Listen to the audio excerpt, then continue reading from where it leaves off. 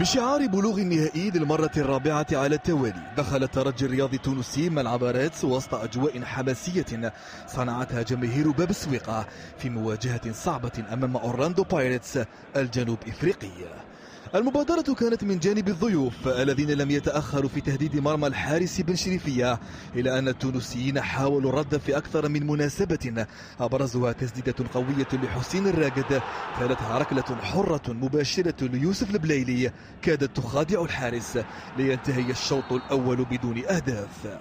في المرحلة الثانية ورغم التوجيهات التي قدمها الكنزاري للاعبيه، إلا أن القراصنة كانوا الأفضل وكثفوا من هجماتهم عن طريق باسيلا وسيغوليلا، إلى أن جاءت الدقيقة 52 لتعلن عن هدف السبق لأورلاندو برأسية قوية لمهاموتسا لم يتمكن منها الحارس بن شريفية.